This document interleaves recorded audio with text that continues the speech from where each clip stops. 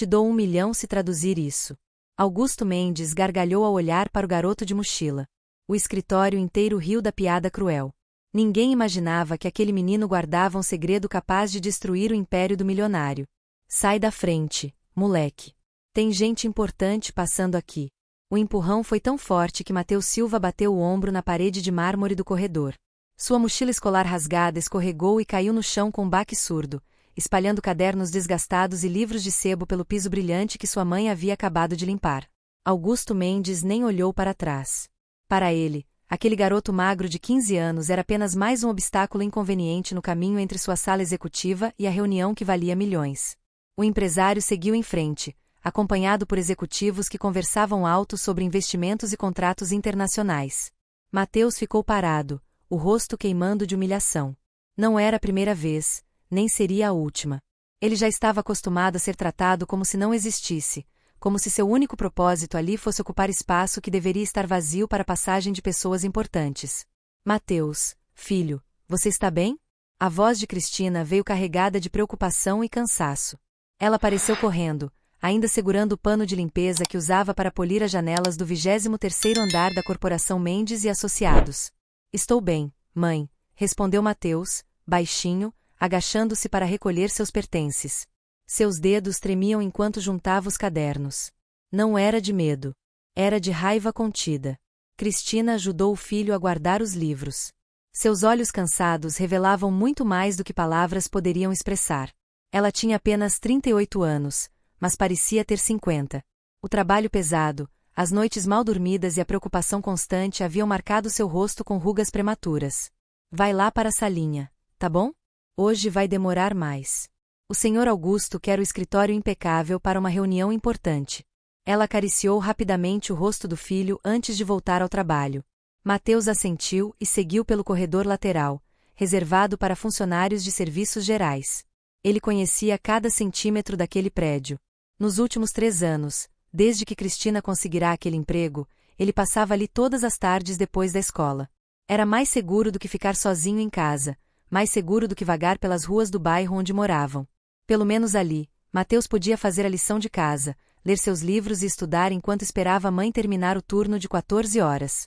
A salinha dos fundos era um espaço apertado e sem janelas, com paredes descascadas e móveis velhos descartados dos andares principais. Havia uma mesa pequena, algumas cadeiras quebradas, um armário de metal enferrujado e um cheiro de produtos de limpeza misturado com mofo. Era ali que funcionários, como sua mãe, guardavam pertences e descansavam nos breves intervalos. Matheus se sentou num canto, abriu a mochila e tirou um livro desgastado com caracteres japoneses na capa. Era um manual de gramática que havia encontrado num sebo por R$ 3, com páginas amareladas. O que ninguém naquela empresa sabia era que aquele garoto invisível da periferia guardava um segredo extraordinário. Matheus Silva falava 9 idiomas fluentemente. Não era exagero. Aos 15 anos, ele dominava português, inglês, espanhol, italiano, francês, alemão, mandarim, russo e árabe com uma fluência que deixaria tradutores profissionais de boca aberta. E ainda estava aprendendo japonês, coreano e hebraico nas horas vagas. Tudo começara com sua avó, Dona Carmen, imigrante italiana que criará Cristina sozinha depois de enviuvar jovem. Matheus passava tardes inteiras ouvindo histórias em italiano, aprendendo canções napolitanas. Aos 6 anos, já conversava fluentemente no idioma. Foi quando Cristina percebeu que o filho tinha algo diferente. Não era apenas boa memória. Matheus tinha um dom natural para idiomas. Ele não apenas memorizava palavras, ele sentia as línguas, entendia suas estruturas, captava sutilezas. Mas de que adiantava esse talento? Eles moravam num bairro pobre, onde a única escola disponível mal tinha giz. Não havia dinheiro para cursos, para escolas de idiomas. Cristina ganhava pouco mais de R$ 1.500 por mês. Cada centavo ia para comida, aluguel e contas. Então Matheus aprendeu sozinho. A biblioteca pública municipal tinha internet gratuita. Ele devorava vídeos, podcasts e aplicativos. Acordava às 5 da manhã para estudar antes da escola. Passava horas na biblioteca depois das aulas.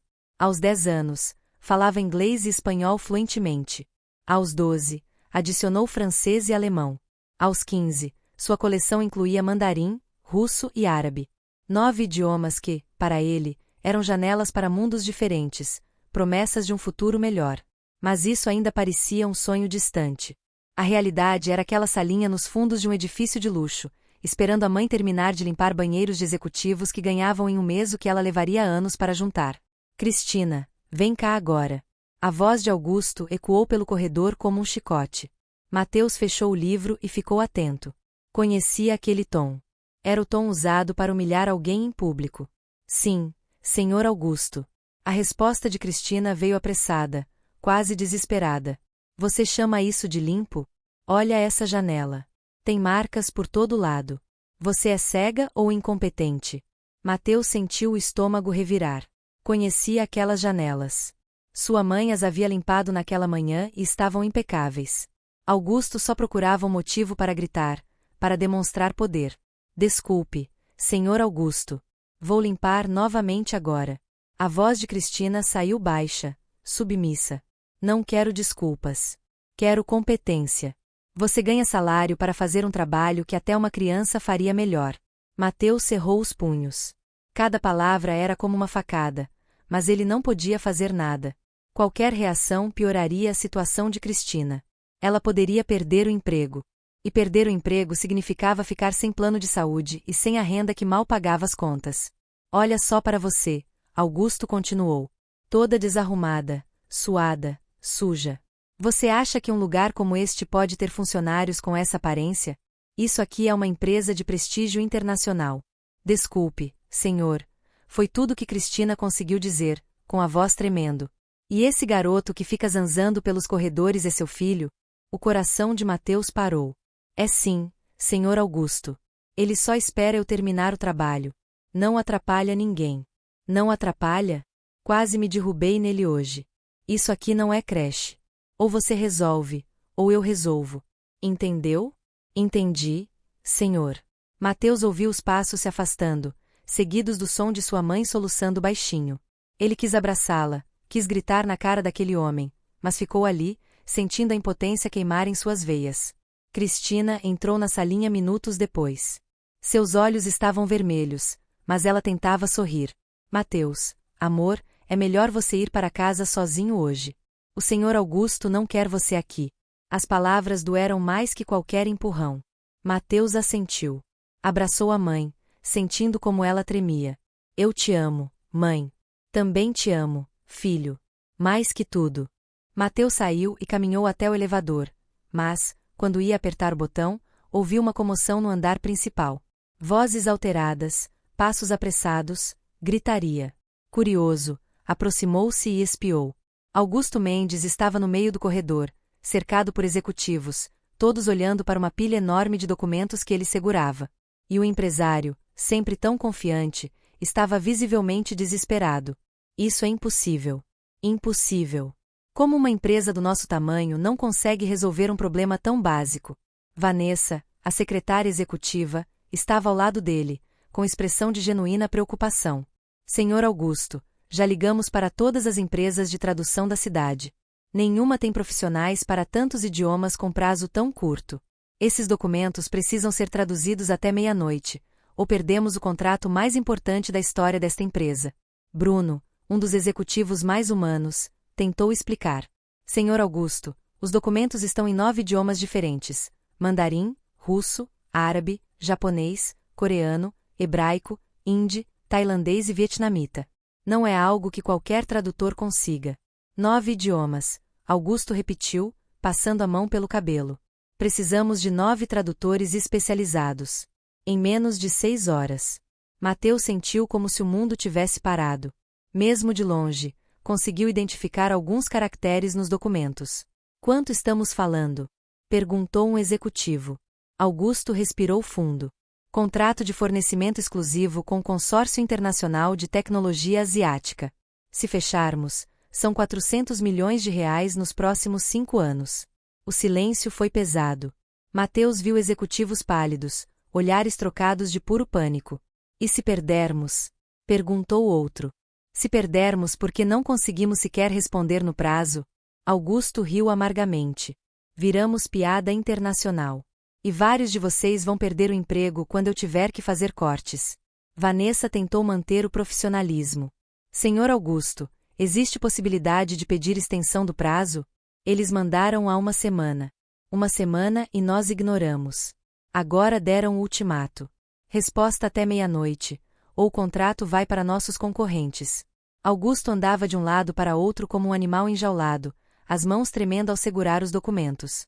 Mateus nunca o havia visto tão vulnerável. Foi quando aconteceu. Augusto parou, olhou para a multidão que havia se formado, executivos, administrativos, segurança, até o pessoal da limpeza, e, no auge do desespero, fez algo completamente irracional. Levantou os documentos bem alto e gritou: escutem todos, eu dou R$1 milhão para quem conseguir traduzir esses documentos até meia-noite. Não importa quem seja, faxineiro, segurança, office boy. R$1 milhão. Silêncio por 3 segundos. Depois, o escritório explodiu em gargalhadas. Risadas altas, incontroláveis, debochadas. Executivos se dobravam de tanto rir. Funcionários riam nervosos. O próprio Augusto começou a rir, uma risada histérica, sem alegria alguma. R$1 milhão, repetiu um executivo, entre gargalhadas. Senhor Augusto, o senhor está oferecendo R$1 milhão para traduzir uns papéis? Por esse preço eu aprendo todos os idiomas em 5 minutos. Mais risadas ecoaram. A situação virou comédia coletiva, com piadas sobre tradutores mágicos e aplicativos milagrosos. Ei, alguém chama o Google Tradutor. Ele ganha R$1 milhão. Gritou alguém, provocando nova onda de gargalhadas. Augusto também ria, mas seus olhos estavam desesperados. Tá bom, talvez eu tenha exagerado, mas eu preciso desses documentos. Mateus observava tudo, invisível, como sempre. Seu coração batia tão forte que ele sentia o pulso nas têmporas. R$1 milhão. Sua mãe ganhava R$1.500 por mês. Trabalhava 14 horas por dia, 6 dias por semana, para ganhar cerca de R$18 mil por ano. R$1 milhão representava mais de 50 anos de trabalho dela. 50 anos de humilhação, de dor nas costas, de ouvir desaforos. R$1 milhão significava que Cristina nunca mais precisaria limpar o banheiro de ninguém. Significava que Mateus poderia estudar de verdade, fazer faculdade, ter uma vida completamente diferente. Ele olhou novamente para os documentos: mandarim, russo, árabe, japonês, coreano, hebraico. Falava 6 desses idiomas fluentemente. Os outros 3, hindi, tailandês e vietnamita, ele havia começado a estudar recentemente e conseguia compreender textos básicos. Ele podia fazer aquilo. Mateus pensou na mãe naquele momento, provavelmente limpando algum banheiro com os joelhos doendo. Pensou em todos os sacrifícios que Cristina havia feito, turnos duplos, noites sem dormir. Pensou na avó, Dona Carmen, que morrera sem conseguir voltar para a Itália, porque não tinham dinheiro. Pensou em como ela ficaria orgulhosa. Pensou em todos os dias acordando às 5 da manhã para estudar, em todas as tardes na biblioteca, em todos os fins de semana estudando enquanto outros descansavam. Para quê? Para ter um talento que ninguém veria? Para falar 9 idiomas e ainda ser tratado como invisível? Não. Mateus deu um passo à frente, depois outro. Sua mãe apareceu no corredor naquele momento, empurrando o carrinho. Quando viu o filho caminhando para a área executiva, seus olhos se arregalaram de pânico. Mateus, o que você está fazendo? Volta aqui. Mas ele não parou. Mateus atravessou a linha invisível que separava os corredores de serviço da área executiva. Seus tênis gastos pisaram no mármore que sua mãe polira. Sua mochila rasgada contrastava com as pastas de couro dos executivos. Ele abriu caminho entre os funcionários que ainda riam. Alguns olharam com curiosidade, outros nem notaram. Mateus parou a 3 metros de Augusto Mendes. Com licença. Ninguém ouviu. As conversas continuaram. Com licença. O escritório inteiro ficou em silêncio. Todas as cabeças se viraram. Todos os olhos focaram naquele garoto magro que ousava interromper a reunião dos executivos. Augusto olhou para Mateus com irritação e surpresa. O quê? Quem diabos é você? Meu nome é Mateus Silva, disse ele, com voz firme. E eu posso traduzir seus documentos. Por 2 segundos, ninguém reagiu. Depois, o escritório explodiu na gargalhada mais cruel que Mateus já ouvirá. Executivos gargalhavam até as lágrimas. Funcionários riam, incrédulos. Um garoto da periferia, com mochila rasgada, achando que podia resolver o que nem as melhores empresas conseguiam. Augusto olhou para Mateus como se visse um alienígena. Depois começou a rir também, alto, debochado.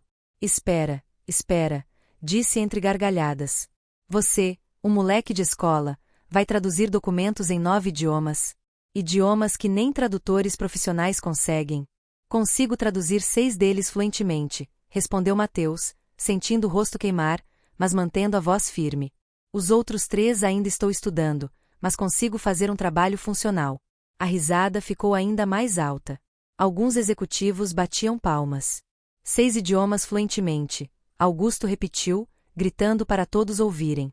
Pessoal, temos um gênio aqui. Você ouviu isso, Vanessa? Talvez devêssemos contratá-lo como diretor de relações internacionais. A gargalhada coletiva foi ensurdecedora. Mateus sentiu cada risada como uma pedra, mas se manteve firme. Olha só.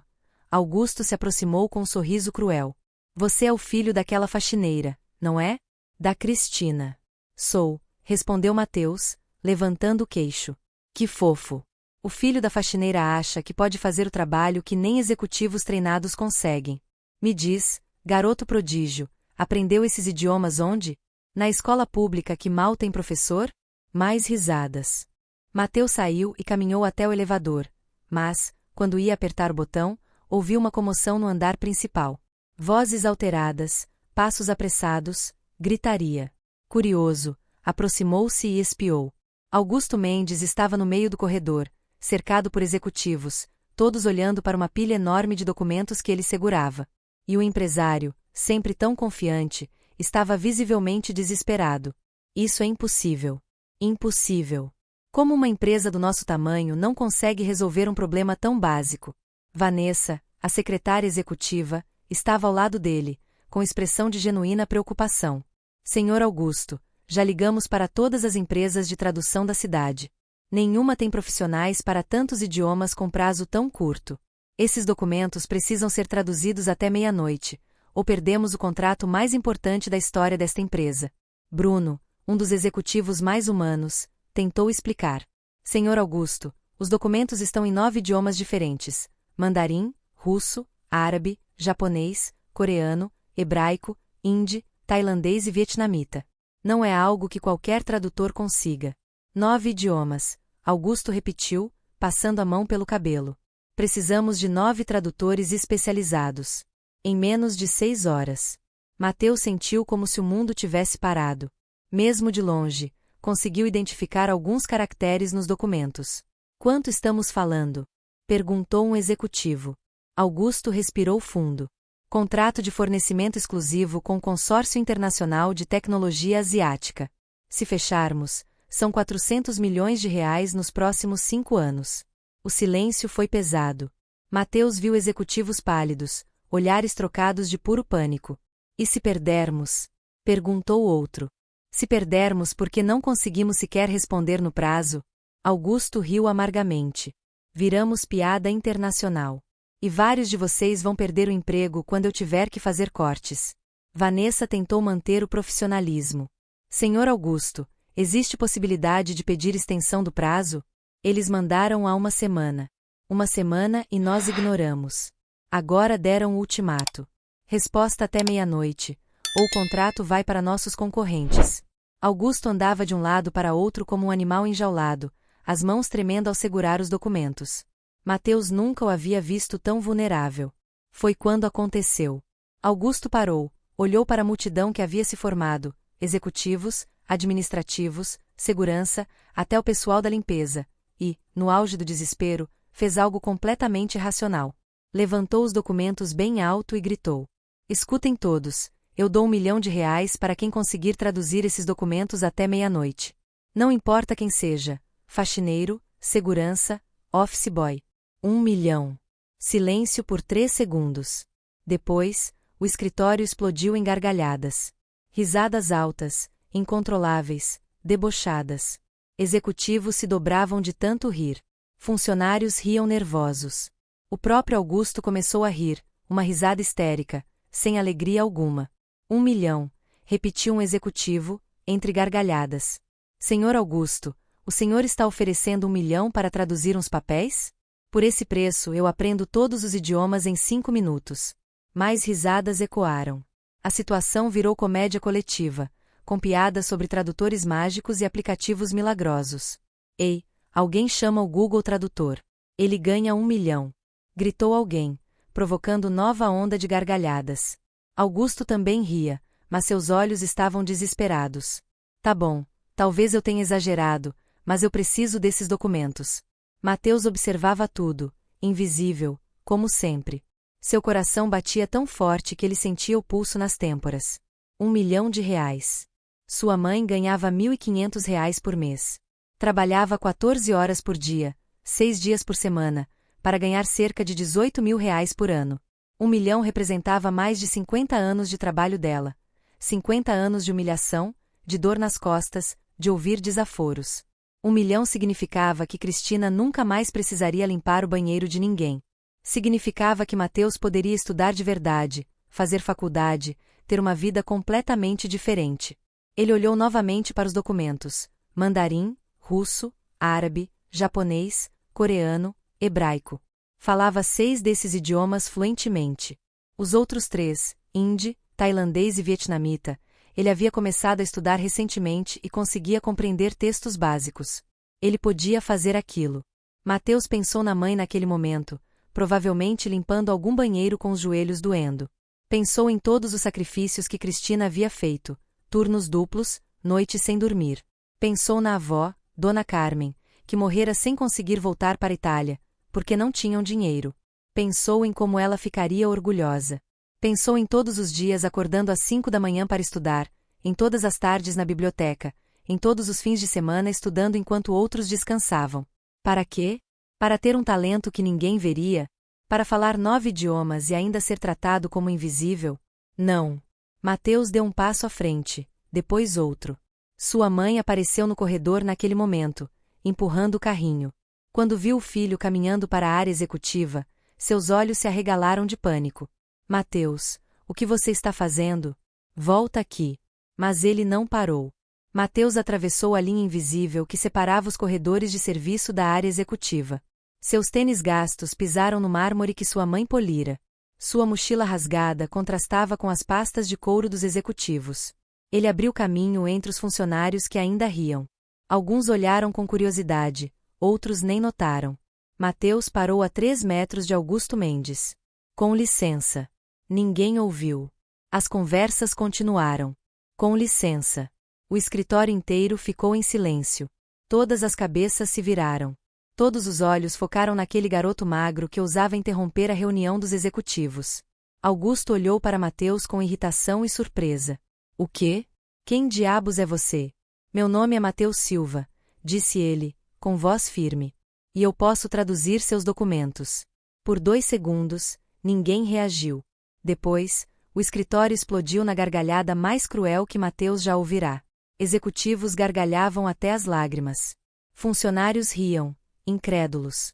Um garoto da periferia, com mochila rasgada, achando que podia resolver o que nem as melhores empresas conseguiam. Augusto olhou para Mateus como se visse um alienígena. Depois começou a rir também, alto, debochado. Espera, disse entre gargalhadas. Você, um moleque de escola, vai traduzir documentos em 9 idiomas. Idiomas que nem tradutores profissionais conseguem. Consigo traduzir 6 deles fluentemente, respondeu Mateus, sentindo o rosto queimar, mas mantendo a voz firme. Os outros 3 ainda estou estudando, mas consigo fazer um trabalho funcional.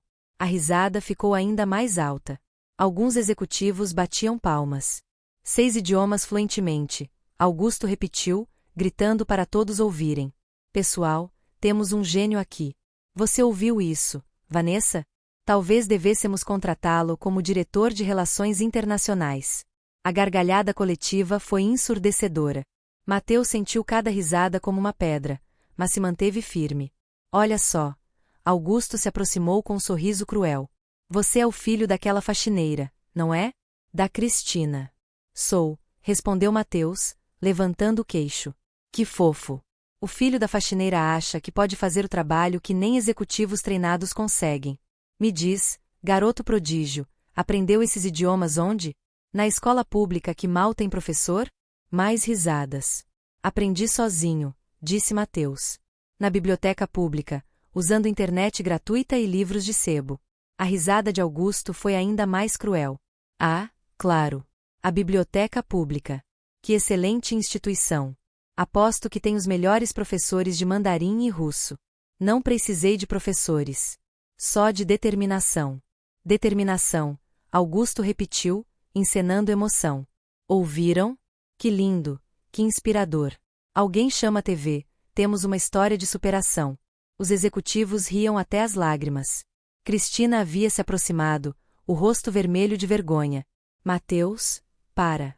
Vamos embora, por favor. Ah, não, Augusto interrompeu. Deixa o garoto falar. Isso está muito divertido. Ele se virou para Mateus, os olhos brilhando de crueldade. Então você realmente acha que pode traduzir documentos técnicos comerciais em 6 idiomas? Documentos com termos legais complexos, especificações técnicas, cláusulas contratuais internacionais? Posso. Se me der a chance de provar. Augusto olhou ao redor, como se considerasse. Depois soltou outra gargalhada. Ah, eu preciso ver isso. Tá bom, garoto.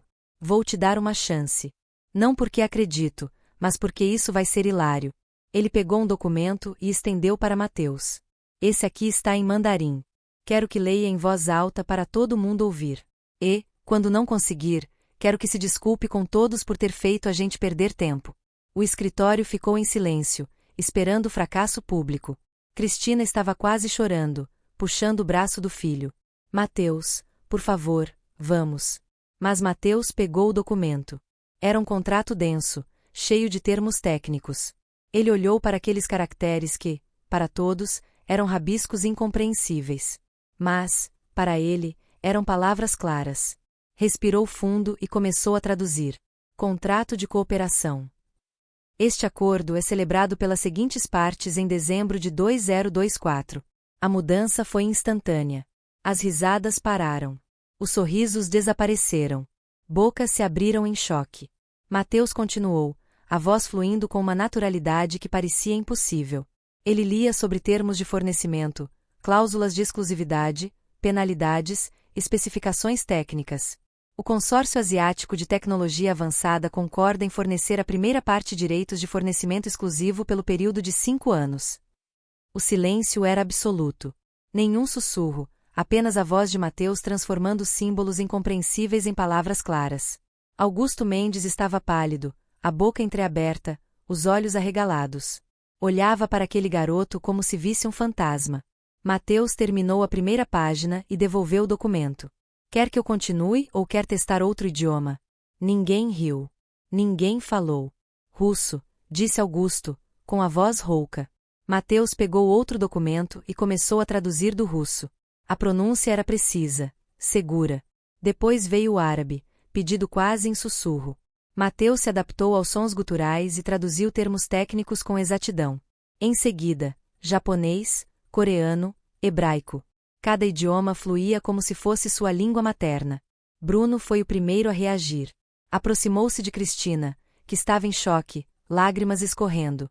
Você sabia que seu filho podia fazer isso? Eu sabia que ele estudava, mas nunca imaginei. Vanessa levou a mão à boca. Outros executivos cochichavam, incrédulos. A transformação foi completa, do deboche ao respeito silencioso. Augusto ficou parado, olhando para Mateus como se tivesse uma revelação. O garoto que ele empurrara horas antes, o filho da faxineira que ele tratava como lixo. A única pessoa capaz de salvar um contrato de 400 milhões de reais. Como? Foi tudo que Augusto conseguiu perguntar. Como você fala tudo isso? Mateus olhou diretamente nos olhos dele.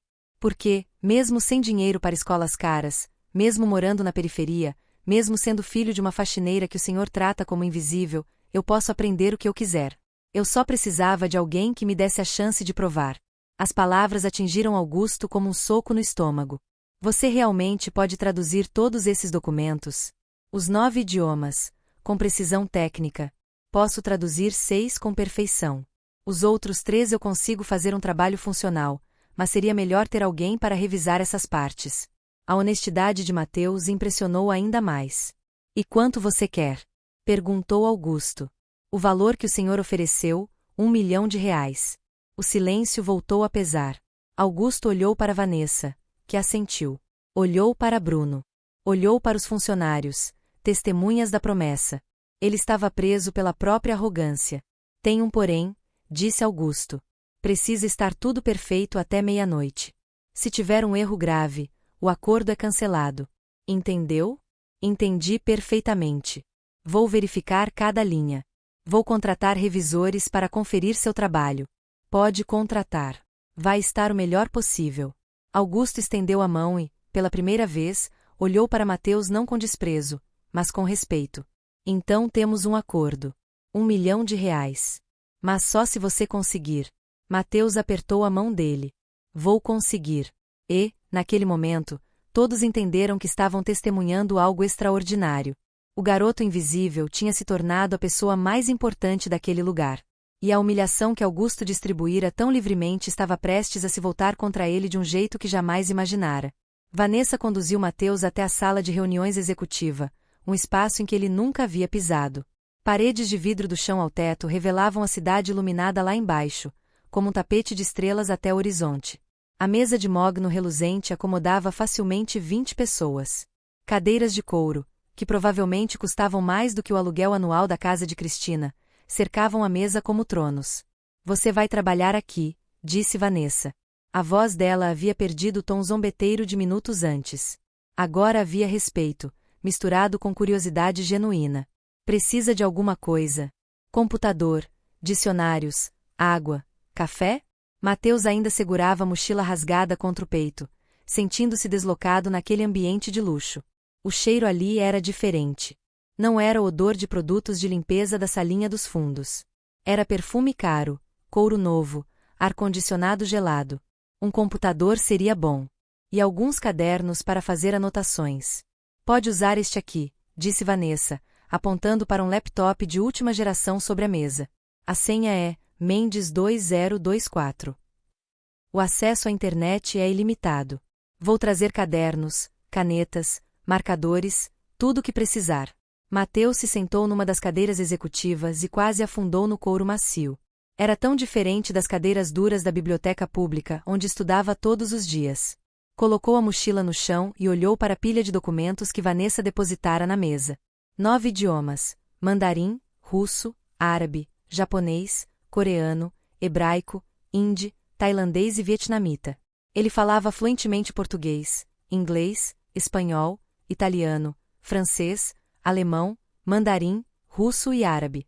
Estava aprendendo japonês, coreano e hebraico havia alguns meses e já compreendia textos de nível intermediário.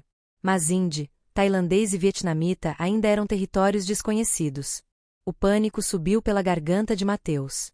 Ele havia se oferecido com tanta confiança, mas agora, olhando para aqueles documentos, a realidade o atingia como um balde de água fria.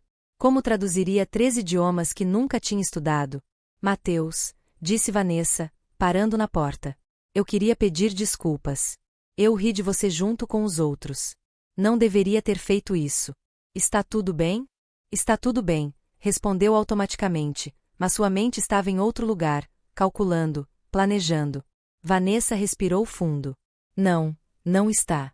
Você tem 15 anos e nós, adultos formados, te humilhamos publicamente. Isso foi cruel. Mas quero que saiba que agora você tem meu respeito total. O que você fez lá fora foi extraordinário. Mateus apenas assentiu. Vanessa saiu, e ele ficou sozinho com o desafio impossível. 5 horas e 40 para traduzir documentos em 9 idiomas, sendo que 3 deles ele nem conhecia. Mateus abriu o laptop e começou a separar os documentos por idioma. Os que dominava foram para a esquerda. Os que estava aprendendo, para o meio, e os completamente desconhecidos, para a direita. Depois, fez algo que ninguém esperava. Pegou o primeiro documento em hindi, abriu o Google Tradutor e começou a estudar. Não apenas traduzir mecanicamente, estudar de verdade. Ele analisava padrões, identificava estruturas gramaticais, memorizava caracteres. Mateus tinha um método que desenvolvera sozinho ao longo dos anos. Ele não aprendia idiomas como uma pessoa comum. Seu cérebro funcionava diferente, captando padrões linguísticos com uma velocidade que beirava o sobrenatural. 15 minutos estudando a estrutura básica do hindi, e ele já conseguia identificar verbos, substantivos e conectores. Meia hora depois, estava traduzindo frases simples.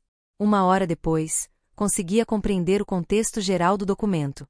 A porta se abriu, e Cristina entrou com uma bandeja. Seus olhos ainda estavam vermelhos, mas agora havia algo diferente neles: orgulho. Um orgulho profundo e comovido, que ela tentava esconder atrás de um sorriso trêmulo. Trouxe um lanche para você, filho, disse baixinho, colocando a bandeja na mesa. Havia sanduíches, suco, frutas, coisas simples, mas feitas com amor de mãe. Obrigado, mãe, disse Mateus, pegando um sanduíche, sem parar de estudar a tela. Senta aqui comigo um pouco. Cristina puxou uma cadeira. Suas mãos calejadas de tanto trabalho pesado contrastavam com o mogno polido da mesa. Você está bem? Está conseguindo? Estou. Mateus mentiu parcialmente. Só está sendo mais desafiador do que eu esperava. Filho, se não conseguir, não tem problema. Você já provou seu valor. Já mostrou para todos eles quem você é. Mateus parou de digitar e olhou para a mãe. Realmente olhou.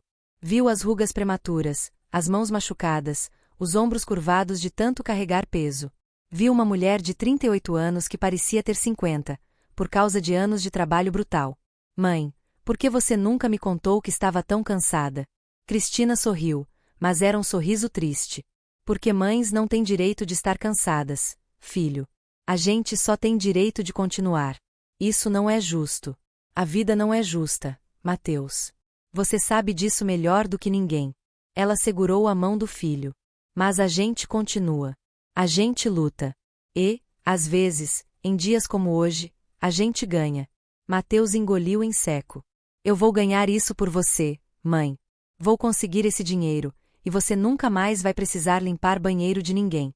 Lágrimas começaram a escorrer pelo rosto de Cristina. Filho, eu limparia 1000 banheiros se isso significasse que você teria uma vida melhor do que a minha. Eu sei, mãe. Eu sei. Mateus abraçou Cristina forte, sentindo o corpo dela tremer de emoção contida. Mas agora deixa eu fazer algo por você. Pela primeira vez na vida. Deixa eu cuidar de você. Cristina chorou nos braços do filho, lágrimas de anos de luta, de humilhação, de sacrifício. E Mateus chorou com ela, porque finalmente entendia o peso que a mãe carregava sozinha. Eu te amo tanto, meu filho. Tanto. Também te amo, mãe. Mais do que tudo. Quando Cristina saiu, Mateus voltou ao trabalho com uma determinação renovada.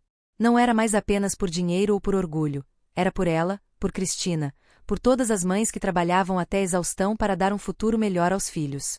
Ele atacou os documentos com fúria controlada. Mandarim fluía de seus dedos como água. Russo era dominado com precisão cirúrgica. Árabe revelava seus segredos sob seu olhar treinado. Às 9 da noite, Bruno entrou na sala com outro homem. Mateus, este é o Dr. Ricardo Fonseca. Fez doutorado em estudos asiáticos e vai verificar suas traduções. Dr. Ricardo era um homem de meia-idade, cabelos grisalhos e óculos de armação fina. Ele pegou as primeiras páginas que Mateus havia traduzido do mandarim e começou a ler. Sua expressão mudou gradualmente de neutra para chocada. Isso está perfeito, murmurou, com as mãos tremendo levemente enquanto folheava as páginas. Não apenas correto, é elegante, é poético. Você capturou nuances que eu levaria horas para identificar. Obrigado, disse Mateus, continuando a trabalhar. Não, você não entende. Dr. Ricardo tirou os óculos, revelando olhos arregalados de pura incredulidade. Eu estudei mandarim por 15 anos. Morei na China. Dei aulas em universidades. E você, um garoto de 15 anos, está produzindo traduções que rivalizam com as melhores que já vi.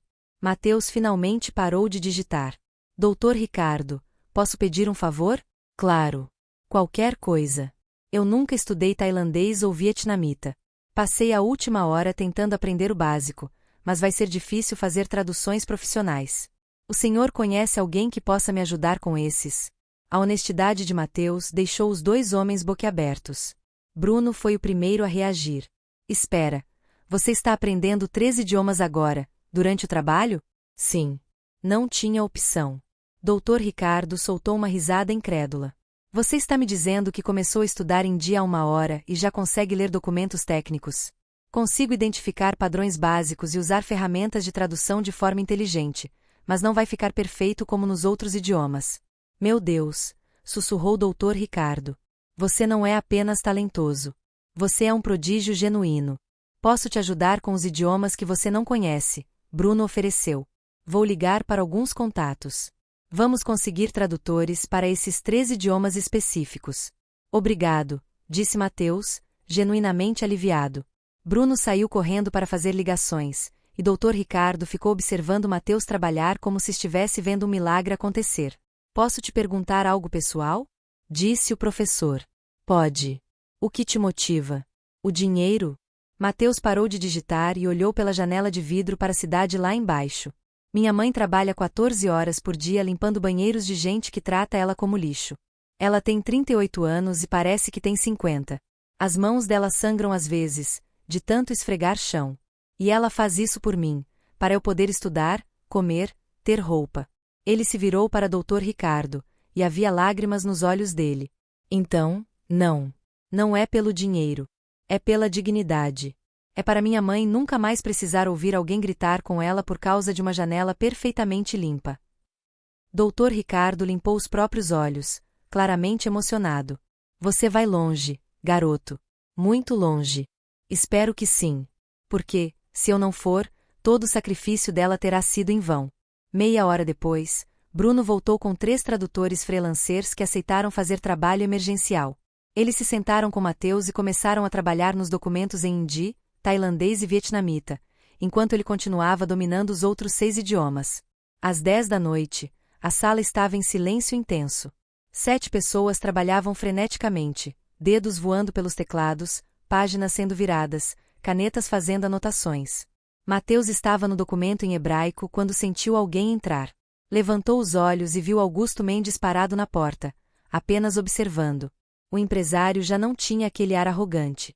Os ombros estavam caídos, o terno amarrotado, o cabelo despenteado. Parecia ter envelhecido 10 anos nas últimas horas. Como está indo? Perguntou baixinho, para não perturbar os tradutores. Bem. Vamos terminar a tempo. Augusto entrou na sala e sentou-se numa cadeira distante, apenas observando. Observando o garoto que ele havia empurrado horas antes, o garoto que tratara como um obstáculo inconveniente. Mateus, disse, depois de alguns minutos. Sim? Você me ensinou algo hoje que nenhuma escola de negócios jamais ensinou.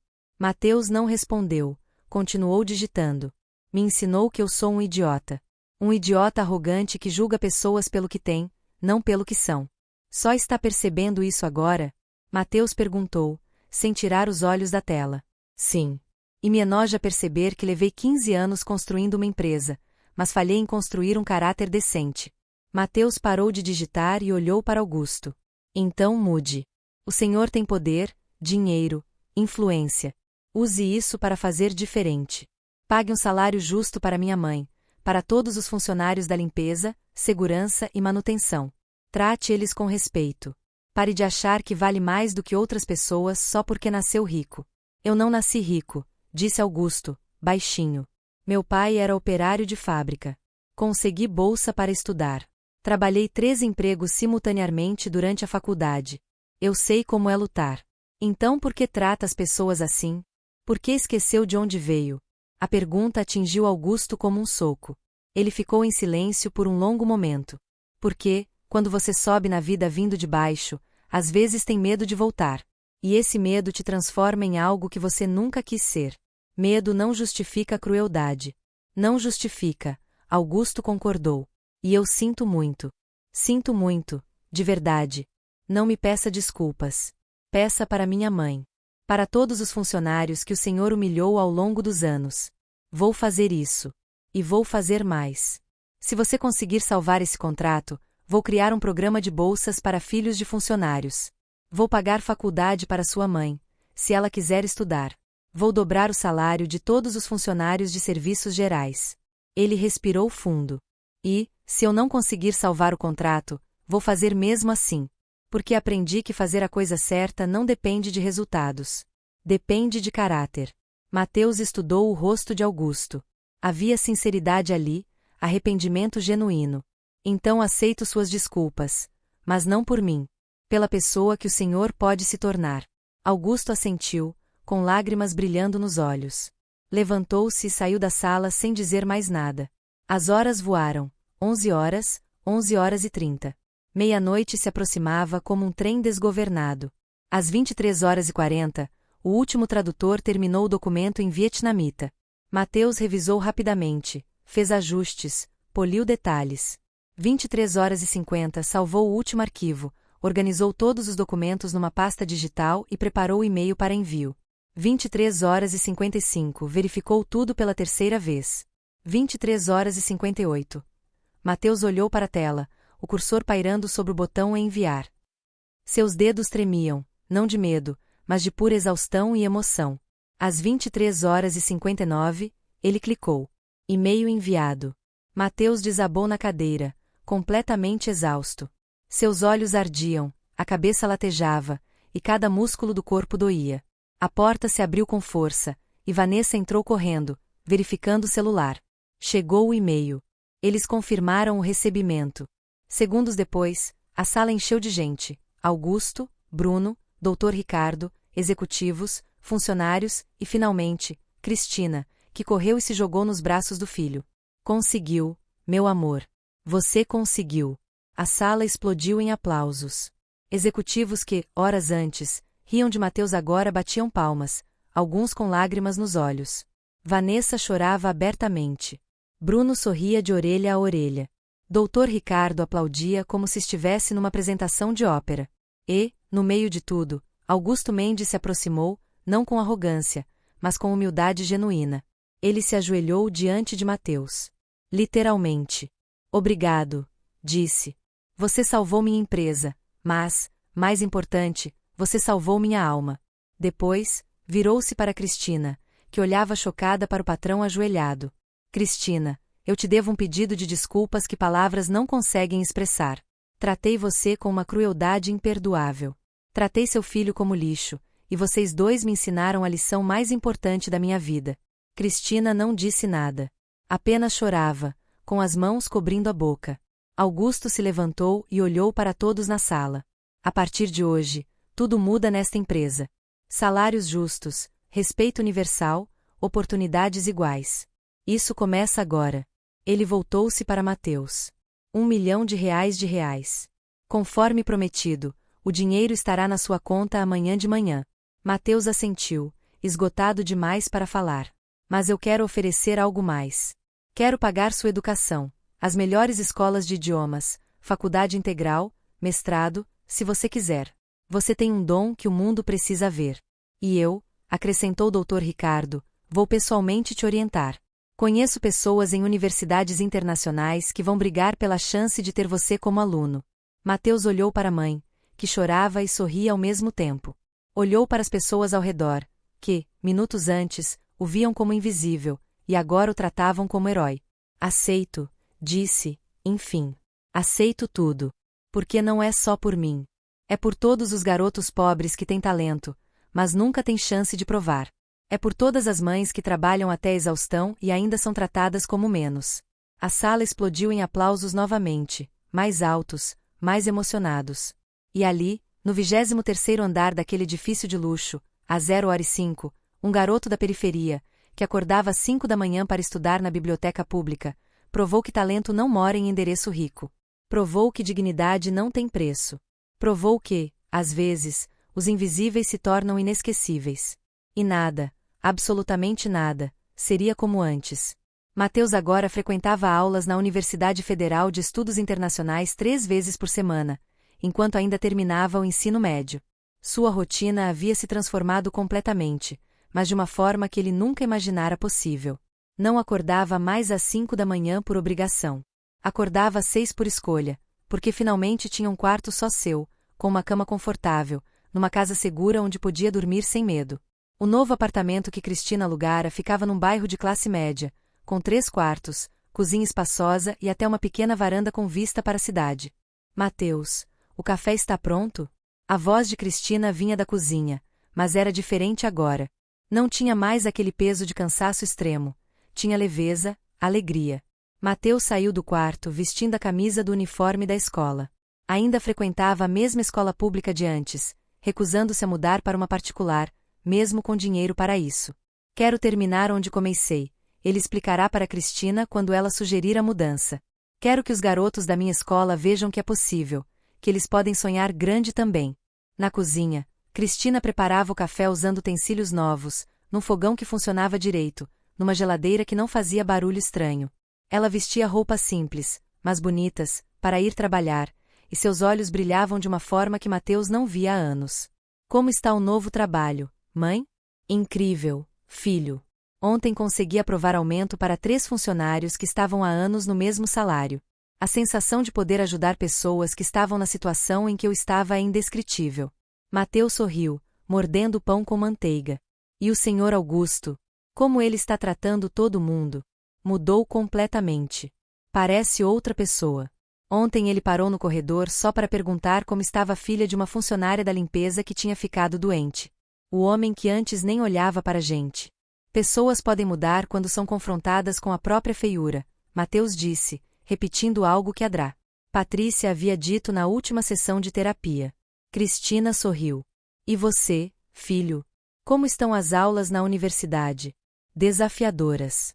Os alunos têm o dobro da minha idade e anos de estudo formal, mas está sendo incrível. O que Mateus não contava para a mãe era que enfrentava resistência. Alguns professores o tratavam com ceticismo, achando que ele era apenas um prodígio de internet que logo seria esquecido. Alguns alunos faziam comentários sobre privilégio de pobre e cota de mídia. Mas havia também os que o respeitavam, como a professora Helena Carvalho, especialista em linguística comparada, que havia se tornado sua mentora. Mateus tem algo que não se ensina em sala de aula. Ela disse numa entrevista para o jornal da universidade. Ele tem paixão genuína por idiomas. Não estuda para passar em prova, estuda porque ama. Naquela manhã, Mateus chegou à escola pública e foi recebido como sempre, com uma mistura de admiração e inveja. Alguns colegas o abraçavam, pediam conselhos, queriam saber sobre a universidade. Outros o evitavam, sussurravam sobre como a fama subira à cabeça dele. E aí, celebridade?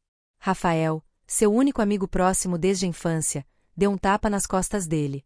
Tá muito famoso para falar com a gente agora? Cala a boca. Mateus riu, empurrando o amigo de brincadeira. Você sabe que nada mudou entre a gente. Mudou? Sim. Você está no jornal toda semana. Tem gente pedindo autógrafo seu. Isso é surreal, mano. O surreal é ter comida garantida todo dia. O resto é só barulho. Rafael ficou sério. Você merece tudo isso, Mateus. Sempre mereceu. Só estava no lugar errado para ser visto. As aulas passaram normalmente até o intervalo, quando a diretora chamou Mateus pelo interfone. Mateus Silva, compareça à diretoria, por favor. O caminho até a sala da diretora foi acompanhado de olhares curiosos. Mateus bateu na porta e entrou, encontrando a diretora Sônia sentada com expressão séria. Senta, Mateus. Ele sentou, o coração acelerando. Tinha feito algo errado? Recebi uma ligação hoje de manhã, ela começou, os olhos fixos nele. Do Ministério da Educação. Mateus arregalou os olhos. Eles querem que você seja embaixador do novo programa de incentivo ao estudo de idiomas em escolas públicas. Seria você viajando pelo país, dando palestras, incentivando alunos. Eu? Mas eu ainda sou aluno. Exatamente por isso você é perfeito. Você representa o que eles estão tentando mostrar, que talento existe em todos os lugares. Só precisa de oportunidade e dedicação. Mateus ficou em silêncio, processando. Mais responsabilidade, mais exposição, mais pressão. Não precisa responder agora, a diretora Sônia disse, com a voz suavizando. Mas pensa com carinho. Você pode inspirar milhões de jovens que acham que não têm futuro. Quando Mateus saiu da diretoria, encontrou Rafael esperando no corredor. E aí, o que foi? Me ofereceram para ser embaixador de um programa do governo. Cara, isso é enorme. É assustador. Eu mal tô conseguindo lidar com a própria vida. Como vou inspirar outras pessoas? Rafael segurou o ombro do amigo. Mateus, você já inspira. Você não vê, mas todo mundo nesta escola mudou depois do que você fez. A galera está estudando mais, sonhando mais alto.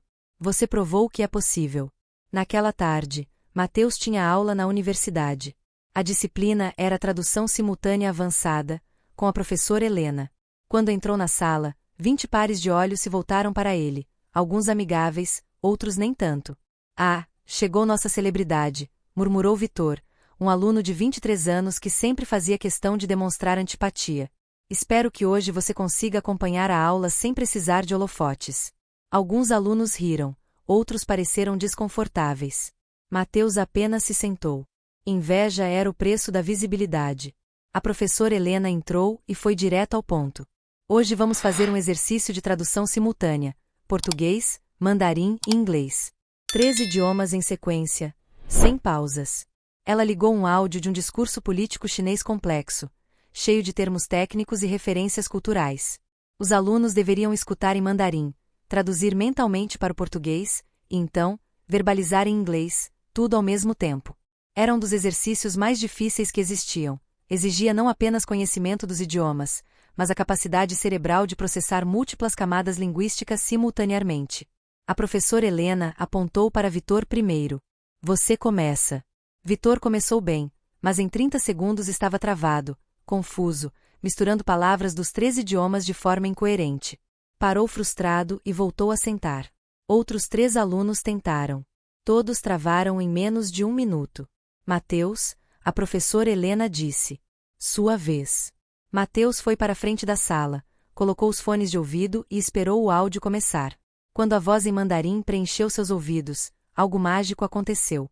Seu cérebro se dividiu em 3 trilhos simultâneos. Um ouvia o mandarim, outro processava em português, e o terceiro falava em inglês. E tudo fluía como água, sem esforço aparente, sem hesitação. Ele traduziu 3 minutos completos de um discurso político complexo, sem uma única pausa, sem um erro, capturando não apenas palavras, mas entonações, intenções e nuances culturais. Quando terminou e tirou os fones, a sala estava em silêncio absoluto. A professora Helena tinha lágrimas nos olhos. Em 20 anos ensinando tradução simultânea, nunca vi nada assim. Você não é apenas talentoso, Mateus. Você é um fenômeno. Vitor estava pálido. A arrogância havia desaparecido do rosto. Outros alunos olhavam para Mateus com uma mistura de admiração e incredulidade. Como você faz isso? Uma aluna perguntou, genuinamente curiosa. Eu não sei explicar, Mateus respondeu honestamente. Desde pequeno, quando ouço um idioma, é como se meu cérebro reorganizasse as palavras automaticamente. Não preciso pensar. Só acontece. Isso é sinestesia linguística, a professora Helena explicou para a turma. É quando o cérebro processa idiomas não como sistemas separados, mas como um espectro contínuo de comunicação. É raríssimo. Talvez 1 em 1 milhão de pessoas tenha. Depois da aula, a professora Helena pediu para Mateus ficar. Quero te propor algo, ela disse quando ficaram sozinhos. Tenho contatos na ONU. Eles estão sempre procurando tradutores simultâneos excepcionais. Com o seu talento, você poderia trabalhar lá quando terminar a faculdade. Mateus sentiu como se o ar tivesse sido sugado da sala. ONU. Organização das Nações Unidas. Exatamente. Imagina você, aos 20 e poucos anos, traduzindo discursos de líderes mundiais, sendo ponte de comunicação entre países. Você tem potencial para isso. Mas eu sou só um garoto de periferia que aprendeu idiomas na biblioteca. Não, a professora Helena corrigiu firmemente. Você é um gênio linguístico que teve determinação de desenvolver o seu domínio. Sua origem não define seu teto. Seu talento define. Mateus saiu da universidade naquela tarde com a cabeça girando. Embaixador do governo. Tradutor da ONU. Símbolo de esperança para milhões. Era demais. Era muito peso para alguém de 15 anos carregar. Quando chegou em casa, encontrou Cristina na sala conversando com uma mulher que ele não conhecia. A mulher tinha uns 40 anos, roupas elegantes e um olhar gentil. Mateus, filho, está é a Dra. Carla Andrade. Ela é da fundação que o Sr. Augusto criou. Veio falar sobre o programa de bolsas. Mateus cumprimentou educadamente e sentou. Mateus, em 3 semanas, recebemos mais de 5.000 inscrições de jovens de periferias de todo o país querendo bolsa de estudos. A Dra. Carla explicou. Talentos em música, matemática, ciências, artes, idiomas. Talentos que estavam escondidos porque ninguém olhava. 5.000. Mateus murmurou, impressionado. E isso é só o começo. A sua história abriu uma porta. Mostrou para o Brasil que estamos desperdiçando milhões de talentos por puro preconceito e falta de oportunidade. Quantos vão conseguir bolsa? Começamos com 200 este ano. Ano que vem queremos 1000. Em 5 anos, queremos que seja um programa nacional, com o governo ajudando. Cristina segurou a mão do filho, o orgulho brilhando nos olhos. Você está mudando o país, filho. Não sou só eu, mãe. São todas as pessoas que finalmente estão sendo vistas. Adra. Carla abriu uma pasta e mostrou fotos de alguns dos jovens selecionados. Uma menina de 13 anos, de uma favela do Rio, que compunha sinfonias. Um garoto de 12, do interior do Nordeste, que resolvia equações de física quântica. Uma jovem de 15, de uma comunidade de São Paulo, que pintava quadros que pareciam fotografias. Todos eles têm uma coisa em comum. Adra. Carla disse. Viram você e pensaram, se ele conseguiu, eu também posso. Mateus olhou para aquelas fotos e sentiu algo se partir no peito. Não era tristeza, era responsabilidade. Uma responsabilidade doce, pesada, inescapável. Eu aceito ser embaixador do programa do governo, ele disse, de repente. Cristina olhou surpresa. Filho, você não precisa decidir agora. Preciso, sim, mãe. Porque não é sobre mim. Nunca foi. É sobre todos esses garotos que precisam saber que sonhar não é privilégio de rico. Adra. Carla sorriu, emocionada. Você tem certeza? Vai ser trabalho intenso, viagens, palestras, entrevistas. Tenho certeza, mas com uma condição. Qual? Quero levar outros jovens comigo. Não quero ser o único rosto. Quero que seja um movimento, não uma história individual. Perfeito.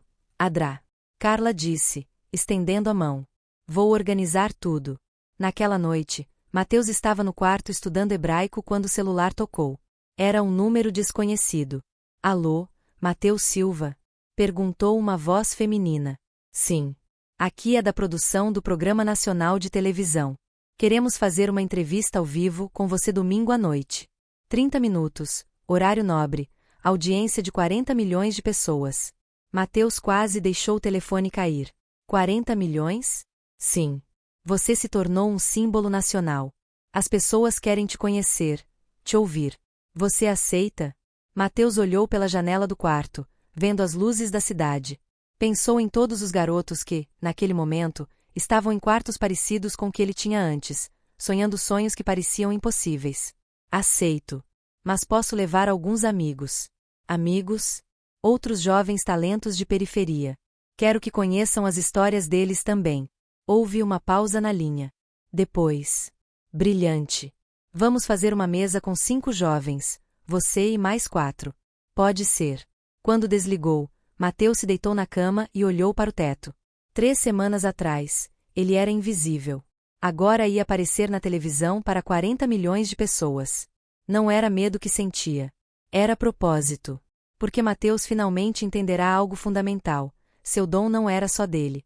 Era uma ferramenta para abrir portas para outros, para mostrar que o Brasil estava cheio de Mateus invisíveis, esperando apenas que alguém olhasse, e ele ia fazer todo mundo olhar. Cristina entrou no quarto naquele momento, trazendo leite quente, como fazia todas as noites. Agora não consegue dormir, filho? Domingo vou à televisão, mãe. 40 milhões de pessoas vão me ver. Cristina sentou na cama ao lado dele. Está com medo? Estou com responsabilidade. É diferente. Você vai se sair bem. Sempre se sai. E se eu falar besteira? E se eu travar? E se eu decepcionar todo mundo que está depositando esperança em mim? Cristina segurou o rosto do filho com ambas as mãos. Mateus Silva, escuta bem, você não é perfeito, e não precisa ser. Você é apenas um garoto que teve coragem de mostrar seu dom quando todo mundo dizia que você não valia nada. E isso já é mais que suficiente. Mas e se não for suficiente? Então a gente aprende e tenta de novo. Porque é isso que a gente sempre fez. A gente nunca desistiu. Mateus abraçou a mãe, sentindo o cheiro familiar do sabonete barato que ela ainda usava, mesmo podendo comprar caros. Obrigado por nunca desistir de mim, mãe. Nunca, filho. Nunca. Naquela noite, Mateus dormiu com sonhos inquietos. Sonhou com palcos imensos, multidões olhando, palavras saindo de sua boca em 12 idiomas diferentes. Sonhou com Augusto Mendes ajoelhado. Sonhou com sua avó Carmen, sorrindo de algum lugar distante. E sonhou com milhões de garotos invisíveis em favelas e periferias de todo o país, acordando às 5 da manhã para estudar, com a esperança renovada de que, talvez, apenas talvez, eles também pudessem ser vistos. Porque Mateus havia provado algo em que o Brasil precisava desesperadamente acreditar: gênios não moram apenas em endereços caros. Moram em todo lugar. Só precisam de alguém que olhe. O domingo chegou rápido demais. Mateus acordou às 6 da manhã com o estômago embrulhado, não de fome, mas de nervosismo puro. Naquela noite, 40 milhões de pessoas o viriam ao vivo na televisão. 40 milhões. O número era tão grande que seu cérebro não conseguia processar completamente. Cristina preparou o café da manhã em silêncio, percebendo a tensão do filho. Ela mesma estava nervosa, trocando pela 5ª vez o vestido novo que havia comprado para a ocasião. Mãe, para de trocar de roupa. Você está linda com qualquer uma. Filho, vão me colocar na televisão também. Eu, que passei a vida inteira sendo invisível, vou aparecer para o país inteiro. Mateus segurou as mãos da mãe, sentindo como elas ainda tinham calos do trabalho pesado de anos. Você nunca foi invisível, mãe. Não para quem realmente importa. Às 3 da tarde, um carro da emissora chegou para buscá-los. Junto com Mateus e Cristina iriam outros 4 jovens selecionados pela DRA. Carla, Amanda, 16 anos, de Recife, que tocava violino como profissional. Lucas, 14, de Manaus, gênio da matemática. Isabela, 15, do Rio de Janeiro, que pintava obras impressionantes. E Pedro, 13, de Porto Alegre, prodígio da programação. No carro, os 5 jovens estavam tensos, conversando baixinho. Vocês também estão com medo? Amanda perguntou, as mãos apertando o estojo do violino. Apavorado, Lucas admitiu. Nunca falei em público, quanto mais para 40 milhões de pessoas. A gente não precisa ser perfeito, Mateus disse, tentando acalmar os outros tanto quanto a si mesmo. A gente só precisa ser verdadeiro. O estúdio de televisão era imenso, com luzes ofuscantes e câmeras enormes apontadas para um palco central. Havia uma plateia de 200 pessoas, todas já sentadas, esperando. O apresentador Carlos Mendonça, famoso por entrevistas emocionantes, os recebeu nos bastidores. Pessoal, sejam bem-vindos. Hoje vocês vão inspirar milhões de brasileiros. Fiquem tranquilos.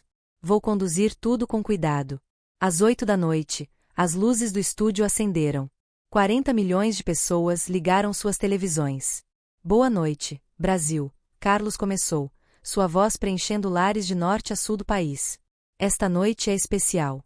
Hoje vamos conhecer 5 jovens que estão provando que talento não tem endereço, não tem CEP, não tem classe social. A plateia aplaudiu. As câmeras focaram os 5 jovens sentados em cadeiras confortáveis. Mateus sentiu as luzes quentes no rosto e ouviu o próprio coração batendo nos ouvidos. Mateus Silva, Carlos disse, virando-se para ele. Há um mês você era invisível. Hoje é um símbolo nacional. Como se sente? Assustado, com muita responsabilidade, mas também com esperança. Esperança de quê? De que a minha história mostre para outros garotos que eles não precisam aceitar ser invisíveis. Que talento existe em todo lugar. Só precisa ser visto. Carlos se virou para a câmera. Para quem não conhece história, vamos mostrar. Um vídeo começou a tocar nos telões. Imagens de Mateus antes, com mochila rasgada, entrando no edifício da Corporação Mendes. Depois, manchetes de jornais, depoimentos, a transformação. Quando o vídeo terminou, metade da plateia estava chorando. Mateus, Carlos continuou. Você fala 9 idiomas fluentemente. Como isso é possível? Acordando às 5 da manhã todo dia durante anos, estudando 6 horas diárias na biblioteca pública, sem desistir quando parecia impossível. E sua mãe, Cristina, está na plateia hoje. Cristina, pode vir aqui. Cristina se levantou tremendo e caminhou até o palco. As câmeras focaram nela, transmitindo sua imagem para 40 milhões de lares.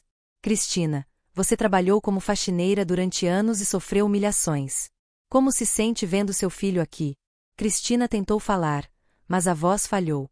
Lágrimas escorriam pelo rosto. Ela olhou para Mateus e tudo o que conseguiu dizer foi: orgulhosa, tão orgulhosa. Mateus se levantou e abraçou a mãe ali mesmo no palco, na frente de todos. E eles choraram juntos, mãe e filho, unidos na vitória que custará anos de sacrifício. A plateia se levantou em pé, aplaudindo. O aplauso durou 2 minutos completos. Carlos Mendonça limpava os próprios olhos. Quando voltaram a sentar, Carlos se virou para os outros jovens. Amanda, você toca violino desde os 8 anos, mas nunca teve dinheiro para aulas formais. Como aprendeu? Praticando com o que eu tinha, Amanda respondeu. Num violino que minha mãe comprou usado por R$ 50. Tem uma rachadura no corpo, mas ainda toca. Você pode tocar algo para nós? Amanda pegou o violino velho de madeira rachada e começou a tocar. A música que saiu daquele instrumento humilde era tão linda e tão precisa que o estúdio inteiro ficou em silêncio absoluto. Era uma melodia original composta por ela mesma, chamada Sonho de Favela. Quando terminou, a plateia explodiu em aplausos. Amanda chorava, abraçando o violino como se fosse a coisa mais preciosa do mundo. Carlos continuou. Lucas, você resolve equações de física quântica que universitários não conseguem. Como descobriu esse talento? Achei um livro de física na biblioteca da escola, senhor. Estava velho, rasgado, ninguém pegava. Comecei a ler e me apaixonei. Depois procurei mais livros, mais desafios. E seus pais apoiam? Meu pai morreu quando eu tinha 7 anos. Minha mãe trabalha como empregada doméstica. Ela não entende física, mas sempre me apoiou. Dizia, filho, se você ama isso, estuda. Eu vou trabalhar para te dar essa chance. A plateia chorou de novo. Carlos teve de fazer uma pausa para se recompor. Isabela contou como pintava com tintas que ela mesma fazia, misturando materiais baratos. Pedro explicou como aprendeu programação usando um computador da escola pública que mal funcionava. Cada história era um soco emocional. Cada jovem ali representava milhões de outros talentos escondidos pelo Brasil. Mateus, Carlos disse, voltando para ele, você está inspirando mudanças reais. O programa de bolsas criado por Augusto Mendes recebeu 5.000 inscrições. O governo anunciou um programa nacional. Escolas estão procurando talentos escondidos.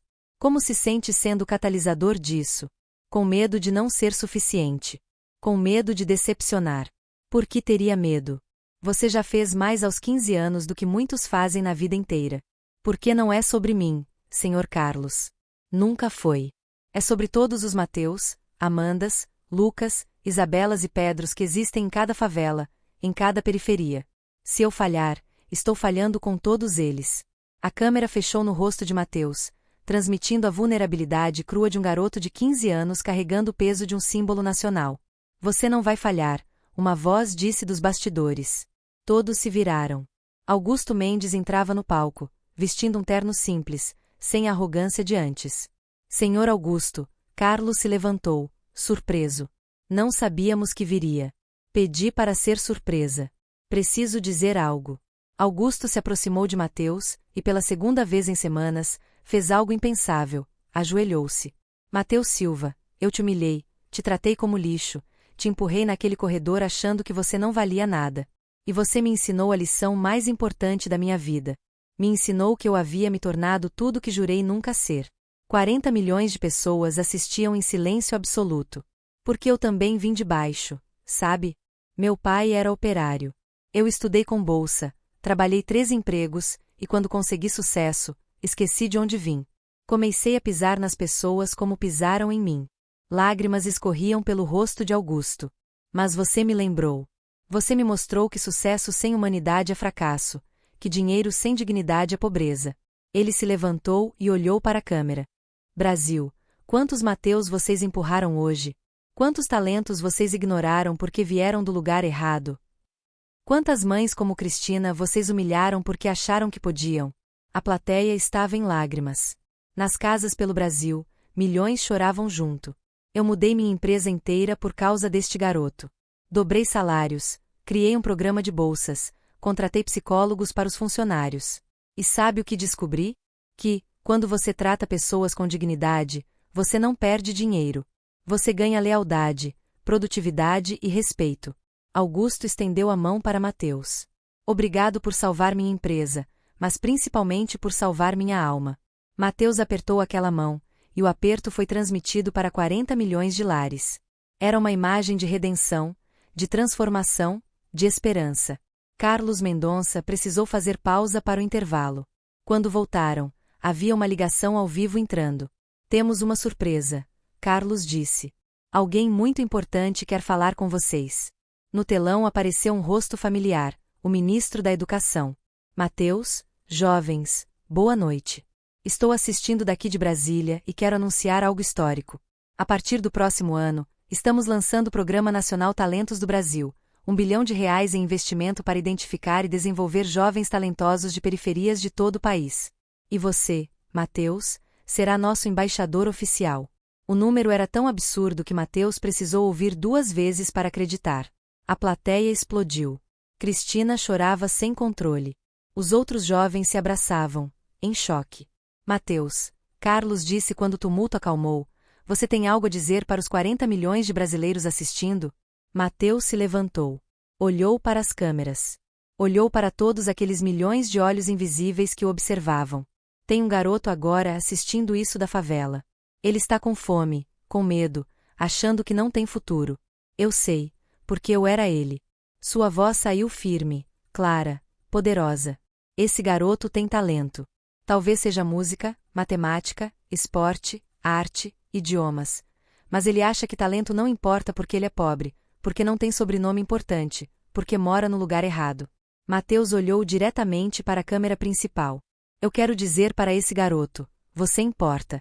Seu talento importa. Sua vida importa. Não aceite ser invisível. Não aceite que as pessoas digam que você não vale nada. A plateia estava de pé agora, mas em silêncio respeitoso. Eu acordava às 5 da manhã todo dia, estudava 6 horas diárias, passei fome. Minha mãe sangrou as mãos trabalhando para me dar uma chance. E tudo isso parecia inútil porque ninguém via. Mas um dia alguém viu, e tudo mudou. Lágrimas escorriam pelo rosto de Mateus, mas ele não recuou. Então eu prometo para todos vocês, eu vou ajudar a fazer o Brasil olhar. Vou ajudar a encontrar todos os talentos escondidos. Porque gênio não mora só em endereço caro. Ele respirou fundo. Gênio mora em favela. Gênio mora em periferia. Gênio mora em comunidade. Gênio mora em todo lugar onde existe ser humano com sonho e determinação. A plateia explodiu em aplausos que pareciam não ter fim. Mateus olhou para a mãe, que chorava de orgulho. Olhou para Augusto, que aplaudia com respeito genuíno. Olhou para os outros 4 jovens, seus irmãos de luta. E para as mães como a minha, Mateus continuou, que trabalham 14 horas por dia, que sangram, que choram, que sacrificam tudo pelos filhos, vocês são heroínas. Vocês são guerreiras. E agora o Brasil vai finalmente ver isso. Cristina subiu no palco e abraçou o filho. E naquele abraço estava toda a luta, todo o sacrifício, toda a dor e toda a vitória. Carlos Mendonça encerrou o programa com a voz embargada. Brasil, vocês acabaram de ver o futuro. E o futuro tem cara de periferia, tem sotaque de favela, tem força de quem nunca desistiu. Quando as câmeras desligaram, o estúdio virou festa. A plateia invadiu o palco para abraçar os 5 jovens. Estranhos choravam juntos. Era catarse coletiva. Mas o momento mais importante aconteceu depois, quando todos já tinham ido embora. Mateus pediu para Augusto levá-los até a Corporação Mendes. Eram quase meia-noite. O edifício estava vazio. Por que aqui? Augusto perguntou. Preciso fechar um ciclo. Eles subiram até o 23º andar. Mateus caminhou até o corredor de mármore onde tudo havia começado, o mesmo corredor em que Augusto empurrara um mês antes. Foi aqui, Mateus disse, tocando a parede onde havia batido o ombro. Foi aqui que eu decidi que ia provar meu valor. Ele se virou para Augusto. Obrigado por me empurrar, porque foi isso que me deu coragem de dar um passo à frente. Augusto chorou de novo. Mateus, eu sinto tanto. Eu sei, Mateus respondeu. E eu perdoo. Porque raiva não constrói futuro, só destrói o presente. Eles se abraçaram ali no corredor vazio. 2 homens transformados pela dor. Cristina observava da porta, chorando em silêncio. Na saída do edifício, Mateus parou e olhou para cima, para os 23 andares de vidro e luxo. Sabe o que é engraçado, mãe? O quê, filho? 1 mês atrás, eu entrava aqui pelos fundos, com vergonha. Hoje saio pela frente, de cabeça erguida. O prédio é o mesmo. Quem mudou fui eu. Não, filho, Cristina disse. Você sempre foi o mesmo, extraordinário, talentoso, determinado. O que mudou foi o mundo finalmente te enxergando. Eles caminharam de mãos dadas pela rua vazia, mãe e filho, guerreira e gênio, unidos na vitória que haviam conquistado juntos. No dia seguinte, As manchetes gritavam. O programa bateu recordes de audiência. A frase "Gênio mora em favela" virou assunto do país. 15 países pediram entrevista, mas Mateus não mudou. Continuou acordando cedo, continuou estudando, continuou sendo garoto que amava idiomas e que nunca esqueceu de onde veio. E toda vez que passava pelo corredor daquele 23º andar, tocava a parede e lembrava: invisível não é quem ninguém vê. Invisível é quem desiste de ser visto. E Mateus Silva nunca desistiu. 3 anos depois, ele se formaria em letras com honras máximas. Aos 19, se tornaria o tradutor simultâneo mais jovem da história da ONU. Aos 22, criaria sua própria fundação, que já teria descoberto mais de 10.000 talentos pelo Brasil. Mas nada disso importava tanto quanto aquela noite. A noite em que um garoto invisível provou para 40 milhões de pessoas que talento não tem endereço, que dignidade não tem preço e que, às vezes, tudo que alguém precisa é de uma única pessoa que olhe de verdade e diga: eu vejo você. E você importa.